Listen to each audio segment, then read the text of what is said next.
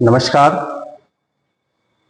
मैं मनोज सर अपने official channel Purvanchal career classes के ऑनलाइन प्लेटफॉर्म पे आप सभी का स्वागत है। आज एक बार फिर मैं आपके सामने एक नए टॉपिक को लेकर उपस्थित हुआ हूं। ये जो नया टॉपिक है ये बौद्धकालीन शिक्षा के संदर्भ में हमने इसके पहले की एक वीडियो डाली थी जिसमें वैदिक कालीन शिक्षा के बारे में हमने चर्चा किया था कि वैदिक कालीन शिक्षा में किस तरह की शिक्षा व्यवस्थाएं थी। आज हम बौद्धकालीन शिक्षा पर चर्चा करेंगे कि बौद्धकालीन शिक्षा में किस तरह की शिक्षा व्यवस्था बनाई गई थी। तो शुरू करते हैं बौद्धकालीन शिक्षा। और शुरू करने से पहले हम निवेदन करेंगे कि आप हमारे चैनल को सब्सक्राइब कीजिए, लाइक कीजिए और ज्यादा से ज्यादा दोस्तों में शेयर कीजिए ताकि हम लोग का मनोबल बढ़ता जाए। आइए हम शुरू करते हैं अपना बौद्धकालीन शिक्षा यानी बौद्धकालीन शिक्षा व्यवस्था। बौद्धकालीन शिक्षा व्यवस्था गौतम बुद्ध के अनुसार संचालित होने वाली शिक्षा व्यवस्था पर चर्चा किया जा रहा है। गौतम बुद्ध के अनुसार संचालित होने वाली ये जो शिक्षा व्यवस्था है इसमें सबसे पहले हम बात करें कि इस शिक्षा व्यवस्था की भाषा क्या थी। तो भाषा, लैंग्वेज की अगर हम बात करें तो पाली भाषा में बौद्धकालीन शिक्षा संचालित होती थी। पाली भाषा में प्रचलन था, पाली भाषा। और दूसरा कि हमने पहले भी बताया कि किसी भी काल की शिक्षा में जब हम प्रवेश करते थे या प्रवेश लेते थे तो एक संस्कार होता था। वह संस्कार बौद्धकालीन शिक्षा में भी प्रचलित था। संस्कार का नाम है पवज्जा संस्कार। पवज्जा संस्कार के तहत जो है प्रवेश होता था। प्रवेश की जो उम्र निर्धारित की गई थी वह कहीं कहीं 6 वर्ष मिलता है और कहीं कहीं 8 वर्ष मिलता है कि प्रवेश की उम्र 8 वर्ष रखी गई थी। दोस्तों, ये जो पवज्जा संस्कार होता है इसमें होता क्या है? पवज्जा संस्कार, इसमें जो शिक्षक होता था, शिक्षक यानी लामा के नाम से जानते थे हम, लामा यानी यह हमारा शिक्षक था। बौद्ध काल का शिक्षक यानी गुरु जो थे वो लामा थे। कहीं कहीं भिक्षु का भी वर्णन मिलता है लेकिन लामा के नाम से अक्सर हम जानते हैं। तो इनके सामने जब बच्चा उपस्थित होता था तो बच्चे का मुंडन करवाया जाता था, पीला वस्त्र धारण करवाया जाता था और वह लामा के सामने उपस्थित होता था। उनके समक्ष उपस्थित होने के बाद उनसे कुछ मंत्रों का उच्चारण करवाया जाता था। कुछ मंत्र यानी बौद्ध काल के जो पवित्र ग्रंथ था यानी त्रिपिटक, यानी बौद्ध काल का पवित्र ग्रंथ क्या था? त्रिपिटक था, जिसमें 3 पिटक शामिल होते थे, विनय पिटक, सुत्त पिटक और अभिधम्म पिटक। यानी ये 3 पिटक को मिला के एक संग्रह बनाया गया था जिसको त्रिपिटक के नाम से जाना जाता था। और उस त्रिपिटक यानी तीनों पिटक, तीनों ग्रंथों से एक एक मंत्र बालक से संस्कार के रूप में उच्चारण करवाया जाता था, दोहराया जाता था। यानी वह मंत्र क्या था? जैसे बहुत फेमस है, बहुत प्रसिद्ध मंत्र है, बुद्धम शरणम गच्छामि, संघम शरणम गच्छामि और धम्मम शरणम गच्छामि। ये मंत्र 3 बार दोहराए जाते थे। बुद्धम शरणम गच्छामि, संघम शरणम गच्छामि और धम्मम शरणम गच्छामि। सोचिए, ये तीनों मंत्र जब बच्चा बोल देता था, दोहरा देता था, तब उसे जो वहां के शिक्षा के केंद्र थे, जो विद्यालय था, उसमें प्रवेश दिलाया जाता था। विद्यालय कौन सा होता था? तो विद्यालय जो होता था उसे मठ और विहार कहते हैं। बहुत ही इंपॉर्टेंट पॉइंट है। बौद्धकालीन शिक्षा का प्रमुख केंद्र मठ और विहार होता था। मठ प्राथमिक शिक्षा के लिए मान्य था, यानी अगर बच्चा प्राथमिक शिक्षा प्राप्त करना चाहता है तो उसका प्रवेश, उसकी शिक्षा दीक्षा मठ में होती थी। और यदि आप उच्च शिक्षा यानी बच्चा उच्च शिक्षा प्राप्त करना चाहता है तो उसकी शिक्षा दीक्षा बिहार में होती थी। बिहार जो था वह उच्च शिक्षा का केंद्र होता था और मठ जो था वो प्राथमिक शिक्षा का केंद्र होता था। तो ये तो क्लियर हुआ कि विद्यालय जो थे वह मठ और विहार के रूप में देखे जाते थे। मठ उच्च शिक्षा के लिए और सॉरी मठ प्राथमिक शिक्षा के लिए और बिहार उच्च शिक्षा के लिए जाना जाता था। आपको ये नोट करना आवश्यक है, ये जानना आवश्यक है, बहुत ही इंपॉर्टेंट बिंदु है ये, कि बौद्ध काल के शिक्षा का केंद्र मठ और बिहार होता था। ठीक है, प्रश्न मिलते हैं अक्सर कि मठ में प्राथमिक शिक्षा दी जाती थी कि बिहार में प्राथमिक शिक्षा दी जाती थी।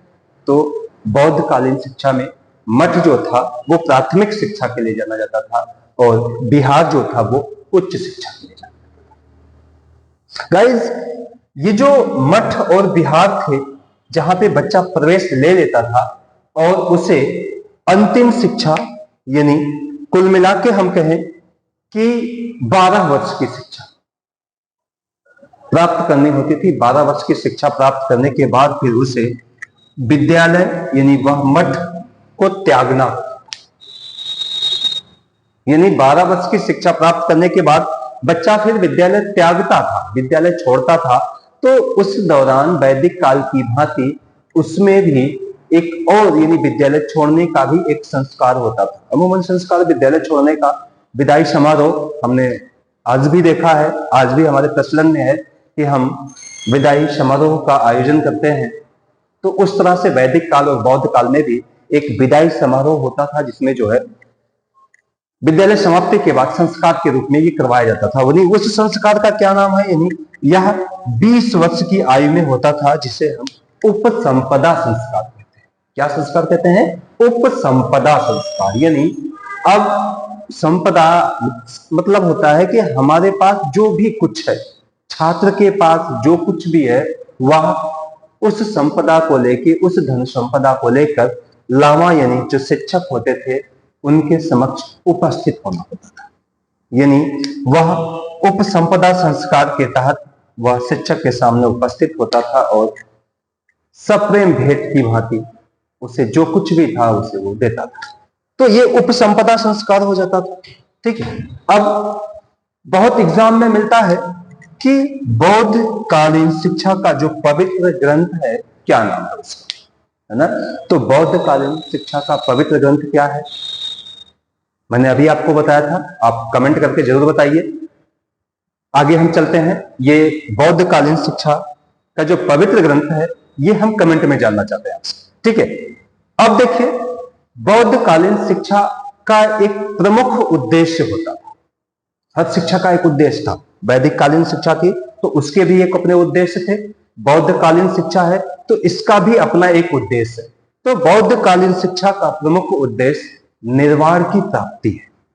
यानी वही जो इसके पहले आपने वैदिक कालीन शिक्षा में देखा कि वैदिक कालीन शिक्षा का प्रमुख उद्देश्य मोक्ष की प्राप्ति होता था, उसी तरह से बौद्ध कालीन शिक्षा का प्रमुख उद्देश्य निर्वाण की प्राप्ति है। यानी यदि आपको निर्वाण प्राप्त करना है तो आप जो है बौद्ध कालीन शिक्षा से जुड़िए। जैसे महात्मा गौतम बुद्ध ने निर्वाण की प्राप्ति की थी। अब कहां प्राप्ति की थी ये आप कमेंट में बताइएगा। ठीक है, 2 प्रश्न हमने दिया आपको। महात्मा गौतम बुद्ध जी ने निर्वाण की प्राप्ति कहां की थी, पहला प्रश्न। दूसरा प्रश्न कि बौद्ध धर्म के प्रमुख ग्रंथ का क्या नाम है। चलिए आगे चलते हैं हम। अब इसके बाद देखते हैं क्या होता है। अब देखें, ये जो बौद्ध धर्म है यह 2 संप्रदायों में बट गया, है ना? यानी एक को हीनयान कहा जाता है और दूसरे को महायान कहा जाता है। हीनयान और महायान इसके 2 संप्रदाय हैं। तो ये भी बड़ा इंपॉर्टेंट है कि बौद्ध धर्म के कुल कितने संप्रदाय हैं या बौद्ध धर्म कितने संप्रदायों में बटा है। तो 2 संप्रदाय हैं इसके, एक को हीनयान कहा जाता है और दूसरे को महायान कहा जाता है। गाइस, ये जो बौद्ध शिक्षा है, बौद्ध शिक्षा में जो उच्च शिक्षा प्राप्ति के जो प्रमुख केंद्र थे, बड़ा चर्चित केंद्र था। आज भी अन्य एग्जाम में भी हम सीटेट की बात कर लें, यूपी टेट की बात कर लें, या इसके अलावा भी यदि कोई एजुकेशन से, शिक्षा शास्त्र से टीजीटी पीजीटी दे रहा होगा तो उसके लिए भी बड़ा इंपॉर्टेंस है कि बौद्ध कालीन शिक्षा में जो प्रमुख शिक्षा केंद्र थे वो कौन कौन से थे। ठीक है, तो आज हम इस पे भी चर्चा कर लेते हैं इसी समय कि बौद्ध कालीन शिक्षा के प्रमुख विहार कौन कौन से थे। बिहार में समझ रहे होंगे आप, बिहार यानी जहां पे उच्च शिक्षा दिया जाता था, बच्चों को उच्च शिक्षा से जहां जोड़ा जाता था, जहां उच्च शिक्षा के संस्थान होते थे, उसे बिहार कहा जाता था। तो बिहार, प्रमुख बिहार केंद्र कौन कौन से? ठीक है, तो पहला है तक्षशिला विश्वविद्यालय। नोट कर लीजिएगा, बहुत ही इंपॉर्टेंट चीजें हैं दे रहा हूं मैं ऐसा चीज आज दे रहा हूं कि हर हाल में आपको एक दो क्वेश्चन कहीं ना कहीं जरूर टकराएगा। तो प्रमुख बिहार केंद्र में पहला है तक्षशिला विश्वविद्यालय। तक्षशिला विश्वविद्यालय, भाई नाम से ही स्पष्ट है, तक्ष यानी कौन थे ये तक्ष जिनके नाम पर यह तक्षशिला विश्वविद्यालय रखा गया? तो भरत के शायद पुत्र थे तक्ष, और उन्हीं के नाम पर जो है ये विश्वविद्यालय रखा गया था, तक्षशिला विश्वविद्यालय। इसकी स्थापना, यानी अगर हम स्थापना की बात करें तो तक्ष ने की थी, तक्ष महोदय ने ही इसकी स्थापना की थी, प्रभु तक्ष ने इसकी स्थापना की थी, और ये तक्षशिला विश्वविद्यालय के नाम से की थी, जो इस समय रावलपिंडी यानी पाकिस्तान में है। तो तक्षशिला विश्वविद्यालय कहां है? पाकिस्तान में है। इसकी स्थापना किसने की थी? तक्ष महोदय ने की थी। और एक चीज और भी मैं बता दूं कि ये जो बिहार थे, यानी बौद्धकालीन जो शिक्षा, बहुत ही चर्चित शिक्षा के केंद्र थे। जब हमारे देश पर आक्रमण हुआ, यानी मुस्लिम शासकों ने आक्रमण किया, तो यहां से बहुत सारी धन संपदाओं को लूटा उन्होंने, बहुत सारी धन संपदाओं को नष्ट भी कर दिया। उन्हीं में से एक धन संपदा प्राय बिहार केंद्र के रूप में देखी जाती है। जो प्राचीन शिक्षा का गढ़ कहा जाए, प्राचीन शिक्षा का प्रमुख केंद्र कहा जाए, वो बौद्धकालीन शिक्षा का बिहार था। और उस बिहार को प्राय कुछ शासकों, मुस्लिम शासकों ने नष्ट कर दिया था, जिसमें हम तक्षशिला की ही बात करते हैं। तो तक्षशिला विश्वविद्यालय, जिसे तक्ष ने बनवाया था, तक्ष ने अपने नाम पर तक्षशिला विश्वविद्यालय रखा, और यह विश्वविद्यालय पाकिस्तान के रावलपिंडी में स्थित है, और इसे नष्ट करने का काम हुरों ने किया था। कौन किया था? हुर शासक थे, और इन्होंने जो है प्राय तक्षशिला विश्वविद्यालय को नष्ट कर दिया था। दूसरा विश्वविद्यालय आता है विक्रमशिला विश्वविद्यालय। विक्रमशिला विश्वविद्यालय, यह भी बहुत फेमस विश्वविद्यालय है, बहुत प्राचीन विश्वविद्यालय है। विक्रमशिला विश्वविद्यालय की स्थापना धर्मपाल ने करवाई थी। शासक धर्मपाल थे, उन्होंने इसकी स्थापना करवाई थी। और ये जो विक्रमशिला विश्वविद्यालय है, ये मगध में गंगा नदी के तट पर स्थापित किया गया है। यानी मगध के गंगा नदी के तट पर ये विक्रमशिला विश्वविद्यालय की स्थापना की गई थी, और इसे भी कुछ शासकों ने नष्ट किया था, जिसमें सबसे ज्यादा नाम आता है बख्तियार खिलजी का। यानी विक्रमशिला विश्वविद्यालय को बख्तियार खिलजी ने नष्ट कर दिया था। ठीक है, तीसरा विश्वविद्यालय आता है वल्लभी विश्वविद्यालय। वल्लभी विश्वविद्यालय, ये इसमें दो चीज मिलता है भाई। वल्लभी विश्वविद्यालय बौद्ध शिक्षा के केंद्र के रूप में भी जाना जाता था, और जैन शिक्षा के केंद्र के रूप में भी जाना जाता था। ठीक है, जैन मुनियों ने भी प्राय वल्लभी विश्वविद्यालय को शिक्षा का केंद्र बनाया था। तो वल्लभी विश्वविद्यालय ये काठियावाड़ के वला नामक स्थान पर स्थापित किया गया था। और ये जो वल्लभी विश्वविद्यालय है, यह भट्टारक ने इसकी स्थापना की थी। यानी भट्टारक महोदय ने वल्लभी विश्वविद्यालय की स्थापना काठियावाड़ के वला नामक स्थान पर की थी। ठीक है, इसके बाद अगला हम चलते हैं नालंदा विश्वविद्यालय। ये तो बहुत चर्चित विश्वविद्यालय है। आप अक्सर जाते हैं बिहार एग्जाम देने, बिहार की राजधानी पटना, तो आपको वहां पे जरूर इसका जिक्र करते हुए लोग मिलते हैं, या आप खुद जिक्र कर देते हैं कि ये नालंदा विश्वविद्यालय पटना में ही स्थापित किया गया था, और कुमार गुप्त ने इसकी स्थापना करवाई थी। किसने करवाई थी? कुमार गुप्त ने इसकी स्थापना की थी नालंदा विश्वविद्यालय की। यह नालंदा विश्वविद्यालय पटना में स्थापित है, और इसे भी बख्तियार खिलजी ने नष्ट करवा दिया था। ठीक है, इसके बाद लास्ट इसका आता है नादिया विश्वविद्यालय।